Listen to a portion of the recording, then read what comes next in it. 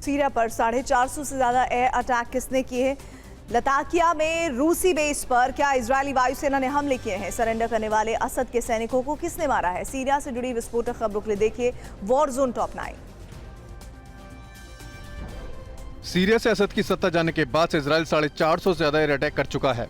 दमिश्क, हमा और देर जोर में सीरियाई मिलिट्री बेस को टारगेट कर अटैक कर रहा है। इस बीच आईडीएफ ने सीरियाई सेना के 80% हथियारों को नष्ट किए जाने का दावा किया है। इजरायली बमबारी से लताकिया में सीरिया के 2 अहम नेवल बेस बर्बाद हो गए हैं। इजरायली हमले में सीरिया के 15 नेवल शिप और एक ओसा 1, ओसा 2 मिसाइल बोट्स तबाह हो गए हैं।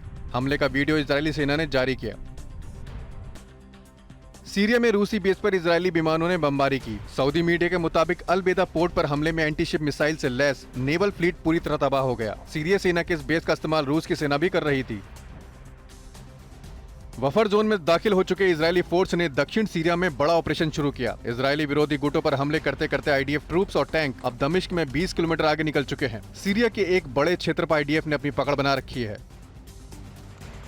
सीरिया से हिजबुल्लाह को हथियार सप्लाई का आरोप लगाते हुए नेतन्याहू ने विद्रोही गुटों को चेतावनी दी है। उन्होंने कहा है कि ईरान के बहकावे में आकर आईडीएफ को चुनौती देना विद्रोही गुटों के लिए घातक हो सकता है। आईडीएफ की कार्रवाई हो सकती है। अल कायदा समर्थित गुटों ने इजराइल पर बड़े अटैक की चेतावनी दी है। ईरान समर्थित हिजबुल्लाह से भी हमले की आशंका है। अल कायदा समर्थित AQI ने कहा है कि दमिश्क पर कब्जे के बाद अब उनका अगला टारगेट इजराइल का यरूशलेम ही है। सीरिया के लताकिया से हमा तक हालात बद से बदतर हो चुके हैं। सरेंडर करने वाले सीरियाई सैनिकों की भी हत्या हो रही है। STS और SNA ने सीरिया सेना में काम करने वाले 54 शीतेश, द्रुज और कुर्दिश युवकों को मौत के घाट उतार दिया।